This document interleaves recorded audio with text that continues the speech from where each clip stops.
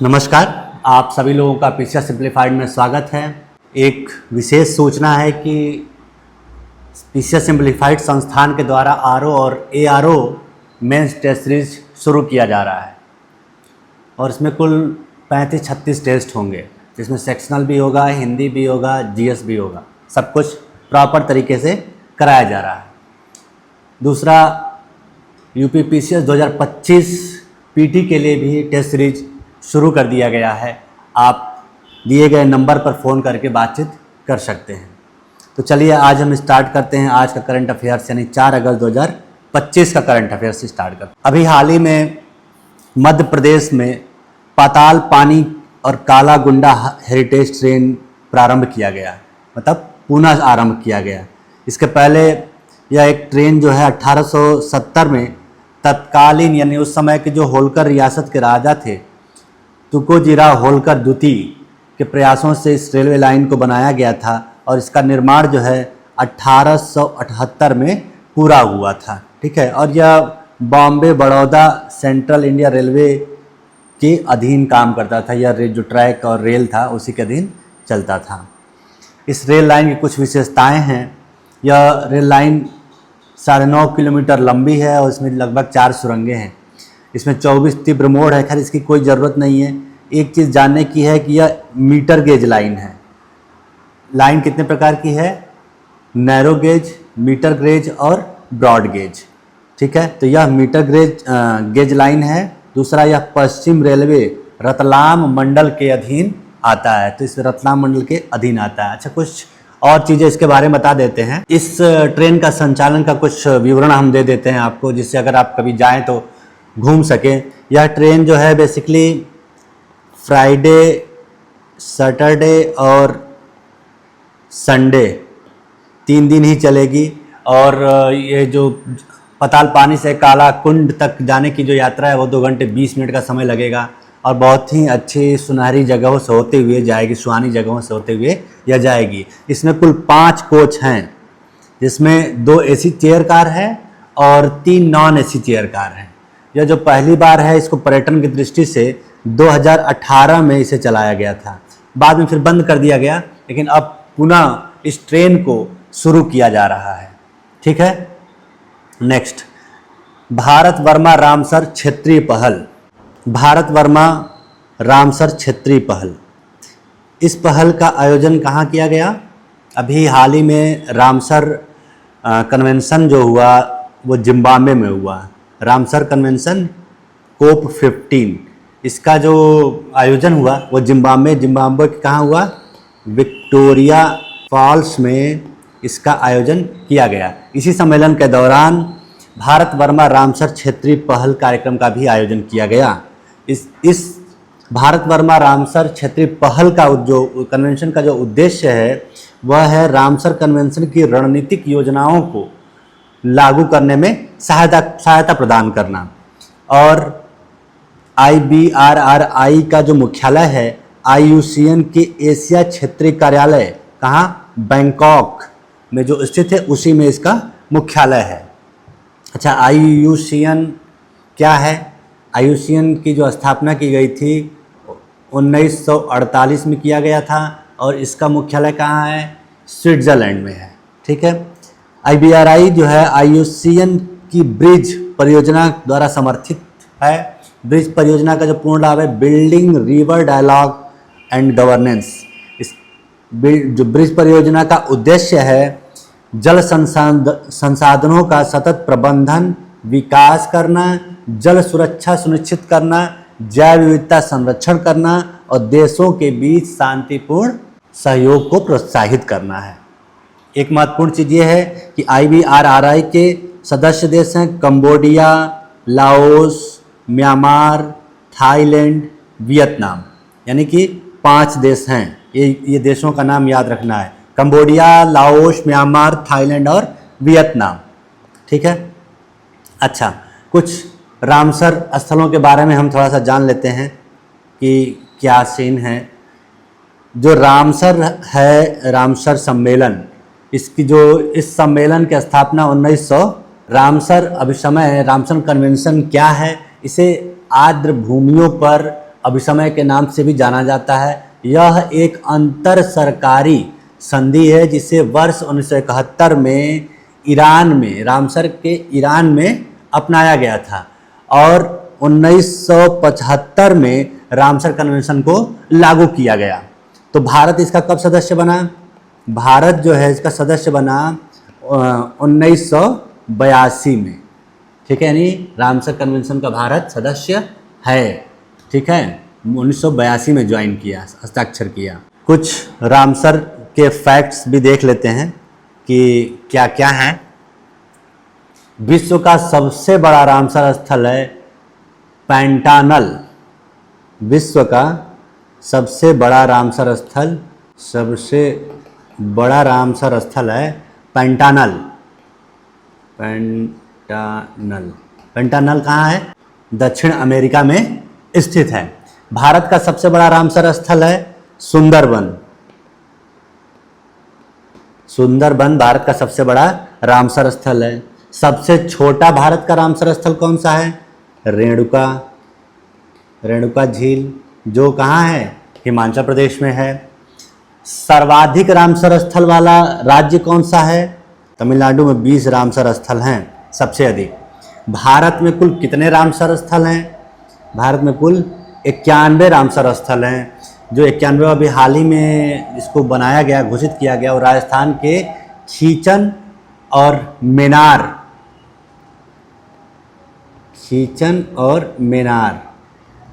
इन दो को रामसर स्थल में अभी हाल ही में शामिल किया गया, ठीक है। एक चीज और कि विश्व आर्द्र भूमि दिवस प्रतिवर्ष मनाया जाता है। वो कब मनाया जाता है? 2 फरवरी को। विश्व आर्द्र भूमि दिवस मनाया जाता है। तो आपने इसमें बहुत सारी चीज़ों की जानकारी प्राप्त कर ली रामसर स्थल के बारे में। सबसे बड़ा रामसर स्थल है पैंटानल। भारत का सबसे बड़ा रामसर स्थल कौन सा है? सुंदरबन। सबसे छोटा रेणुका झील। सर्वाधिक रामसर स्थल वाला राज्य भारत में तमिलनाडु है। विश्व आर्द्र भूमि दिवस 2 फरवरी को मनाया जाता है। भारत में कुल 91 रामसर स्थल हैं। अभी हाल ही में 2 नए रामसर स्थल को शामिल किया गया। वे राजस्थान के स्थल हैं जिनका नाम है खीचन और मेनार, ठीक है। नेक्स्ट, अभी हाल ही में 71वां राष्ट्रीय फिल्म पुरस्कार की घोषणा की गई। इस फिल्म पुरस्कार की जो राष्ट्रीय फिल्म पुरस्कार की घोषणा में सर्वश्रेष्ठ अभिनेता का जो पुरस्कार प्रदान किया गया वो शाहरुख खान को प्रदान किया गया फिल्म जवान के लिए। और इनके साथ साथ जो दूसरे एक्टर हैं विक्रम मैसी, जो 12th फेल में बड़ा अच्छी एक्टिंग किया था, इसके लिए उन्हें राष्ट्रीय पुरस्कार प्रदान किया गया। इन दोनों लोगों को साथ में राष्ट्रीय पुरस्कार प्रदान किया गया। सर्वश्रेष्ठ अभिनेत्री का पुरस्कार रानी मुखर्जी को प्रदान किया गया। इनकी फिल्म है मिसेस चटर्जी वर्सेस नॉर्वे, ठीक है। कुछ जान लेते हैं। सर्वश्रेष्ठ फीचर फिल्म 12th फेल को दिया गया। इसके जो निर्देशक हैं वो विनोद चोपड़ा हैं। सर्वश्रेष्ठ पहली फिल्म निर्देशक आशीष पांडे। सर्वश्रेष्ठ बाल फिल्म सुधाकर रेड्डी। सर्वश्रेष्ठ निर्देशक सुदीप्तो सेन, द केरला स्टोरी, ठीक है। मुख्य भूमिका में सर्वश्रेष्ठ अभिनेता शाहरुख खान और विक्रम मैसी, ये हमने बातचीत कर ही ली है, ठीक है। तो कुल मिला के यही जानना है कि सर्वश्रेष्ठ फीचर फिल्म कौन सा है? 12th फेल को दिया गया। और सर्वश्रेष्ठ निर्देशक किसको दिया गया? सुदीप्तो सेन को दिया गया, ठीक है। नेक्स्ट, अभी अंतर्राष्ट्रीय अंतरिक्ष स्टेशन में उन्नत AI रोबोट सिमोन को लाया गया। हालांकि पहले से था, लेकिन हम थोड़ा सा जान लेते हैं कि अब कई तरह के रोबोट्स वहाँ पे इंटरनेशनल अंतर्राष्ट्रीय अंतरिक्ष स्टेशन पर जो है रोबोट को शामिल किया गया है जो AI बेस्ड हैं। और इनका काम होता है, इनमें प्रमुख है सिमोन, जो AI संचालित साथी है और चालक दल के कार्यभार को कम करना। सिमोन का जो पूरा नाम है क्रू इंटरैक्टिव मोबाइल कंपेनियन, ठीक है। और इसका जो डेवलपमेंट है वो IBM और जर्मन एयरबस आईबीएम और जर्मन अंतरिक्ष एजेंसी ने विकसित किया था। कौन कौन? एयरबस, आईबीएम और जर्मन अंतरिक्ष एजेंसी ने मिल करके सिमोन को डेवलप किया था। सिमोन क्या है कि यह आवाज़ के द्वारा ही नियंत्रित होती है और आवाज़ के वो जैसे आप बोलेंगे वो कमांड देंगे, वैसे हिसाब से वह एक्शन शुरू करेगा। यह स्वतंत्र रूप से तैर सकता है, इसकी विशेषताएं हैं। यह वीडियो ट्यूटोरियल दिखा देता है, जिससे आपने बोलेगा कि आप बोलेंगे कि हमें कुछ वीडियोस चाहिए, फुटेज चाहिए, तो तुरंत वीडियो प्ले कर देगा। ठीक है। दार्जिलिंग जल विद्युत परियोजना, यह भूटान में है। यह परियोजना जिसका कार्य अब प्रारंभ हो गया है, यह 125 मेगावाट की परियोजना है। ठीक है। और यह भारत के टाटा पावर कंपनी और भूटान की ड्रुक ग्रीन पावर कॉरपोरेशन के बीच सहयोग से इसको संचालित किया जाएगा। इसका जो वित्त पोषण है वह विश्व बैंक के द्वारा प्रदान किया जाएगा। ठीक है। परियोजना के बारे में थोड़ा जान लेते हैं। यह किरुचि नदी पर स्थित है। किरुचि नदी पर कौन सी परियोजना है? दार्जिलिंग विद्युत परियोजना, जल विद्युत परियोजना। ठीक है। अच्छा, भूटान में कुछ और परियोजनाएं हैं जो भारत के सहयोग से चलाया जा रहा है। पुनांग सांगछू दूसरा है। अच्छा, ये एक पुनांग सांगछू जो है एक नदी भी है, जिसे संकोश नदी भी कहा जाता है। भूटान के अन्य परियोजनाएं हैं चूखा परियोजना है, ताला परियोजना है, किरुचु परियोजना है, मंगदेछू जल विद्युत परियोजना है। ठीक है। ये कुछ परियोजनाएं हैं। नेक्स्ट चलते हैं। खालिद जमील को सीनियर भारतीय राष्ट्रीय फुटबॉल टीम का मुख्य कोच नियुक्त किया गया है। ठीक है। खालिद जमील को क्या बनाया गया? कोच बनाया गया। भारतीय राष्ट्रीय फुटबॉल टीम का मुख्य कोच बनाया गया। खालिद जमील 2023-24 और 24-25 में 2 बार IAIFF पुरुष कोच ऑफ द ईयर का पुरस्कार प्रदान किया जा चुका है। ठीक है।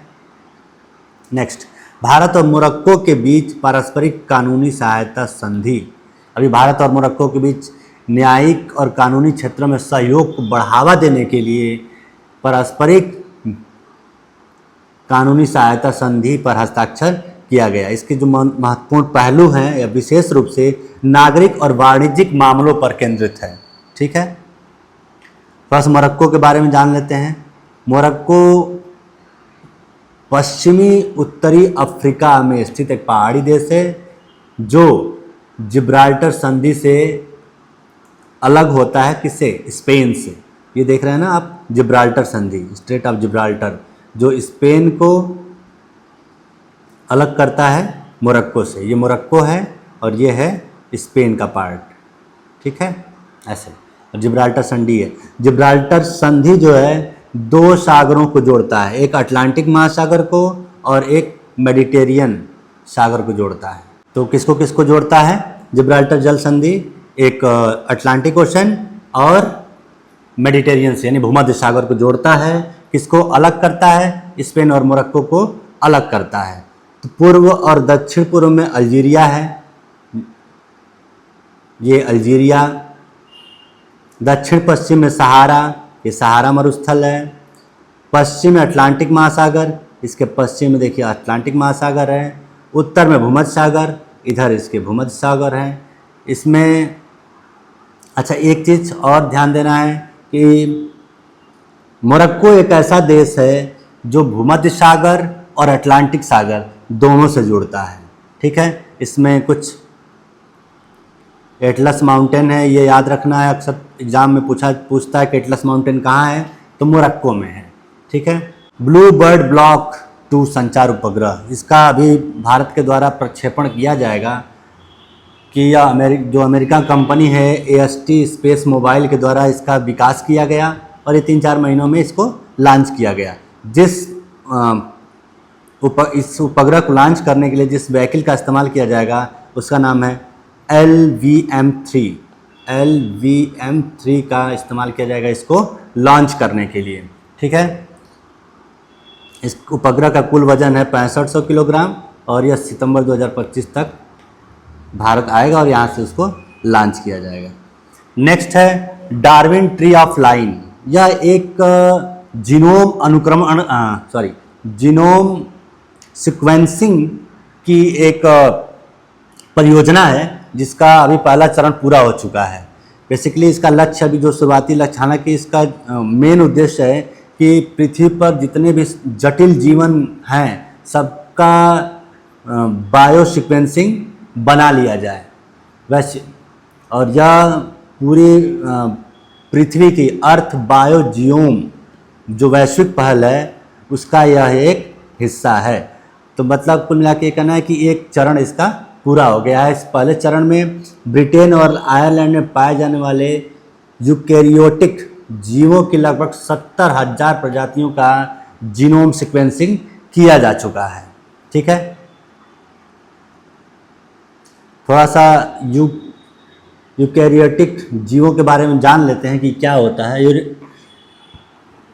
यूकैरियोटिक कोशिकाएं वे कोशिकाएं होती हैं जिनमें स्पष्ट रूप से परिभाषिक केंद्रक यानी न्यूक्लियस होता है, केंद्रक होता है ना, स्पष्ट रूप से, जो कोशिकाओं के अंदर एक झिल्ली से घिरा होता है। यूकैरियोटिक कोशिकाएं प्रोकैरियोटिक कोशिकाओं की तुलना में अधिक जटिल होती हैं। इनमें कुछ कोशिकाएं प्रोटिस्ट हैं जो पौधे, जानवरों, कवक जैसे बहुकोषीय जीव शामिल हैं इसमें। एक और बड़ी यूकैरियोटिक को लेकर के बात है कि यूकैरियोटिक कोशिकाओं में माइटोकॉन्ड्रिया, गाल्जी उपकरण आदि कोशिकांग पाए जाते हैं।